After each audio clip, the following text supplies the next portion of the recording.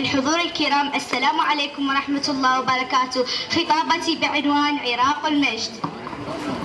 ما أحلاها كلمة يقولها الإنسان وطني وطني، فأنا وطن العراق، وطن الحضارة، وطن العلم، وطن الأنبياء. فجرك الفخرية مديرتي الذكية هي حبيبتي، هي وخيرية تأسس مدرستي أجمل مدرسة. اليوم فرحة، اليوم عيد، نفتتح صفنا الجديد، وإن شاء الله العمر المديد للبناء والأساسات. مدرستي أجمل مدرسة بالورود وبالحروف، مرحبا بكل الضيوف رغم ما مر الظروف. موطني الله يحرسها، مدرستي أحلى مدرسة. أياما رائعة مرت كلمح البصر، والآن حان الوقت للمضي قدما والانتقال إلى مرحلة جديدة ومدرسة جديدة. لذلك سنقوم بتسليم الراية إلى من سيكمل المشوار من بعدنا، وسنعاهدكم على أن نستمر بالدراسة والتفوق.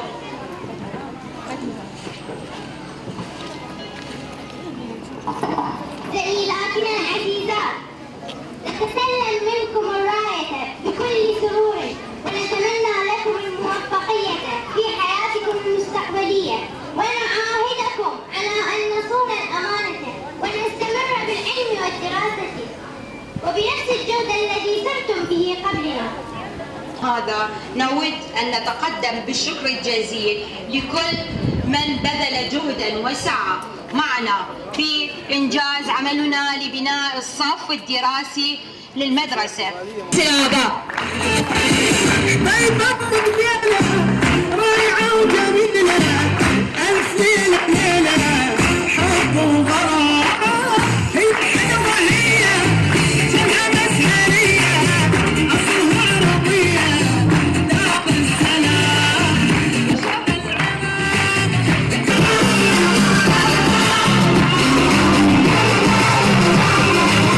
كلنا هلنا وصلنا وآمنا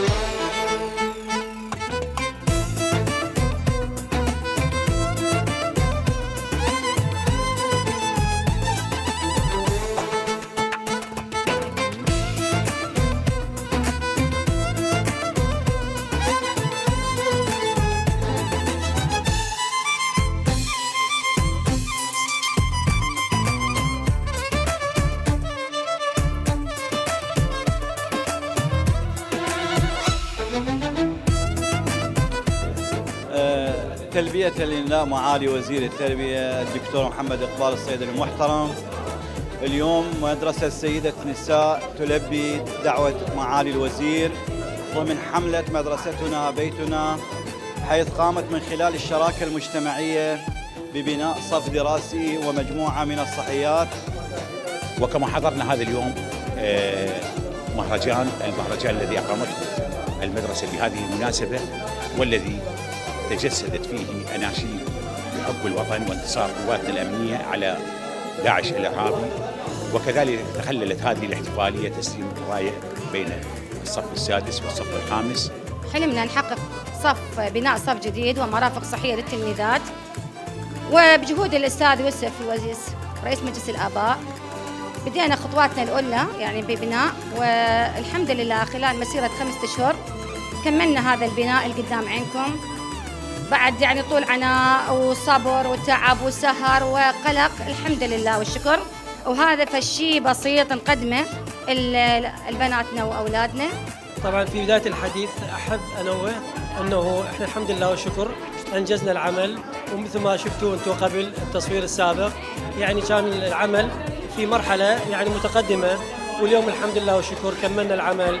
تشوفون الصف بأجمل ما يكون والصحيات بالضبط، يعني الحمد لله والشكر. إن شاء الله هاي صدقة جارية وتبقى كل من شارك بها يعني إلى الجنة إن شاء الله، لأن هذه ديمومة بالعمل، وإن شاء الله إحنا ما نقصر ونبقى ندعم الكادر التعليمي، وأطفالنا لهم حق يعني لهم حق بأنه يقعد في صف نموذجي، ولهم حق أنه يقعد يدخل إلى صحيات نموذجية. وأشكركم على هذا اللقاء. قمنا نحن كمتبرعين ومتطوعين في نفس الوقت في المشاركة في بناء الصف، وكذلك مجموعة الصحيات مؤخرا. وها نحن اليوم كما تشاهدون افتتحنا الصف.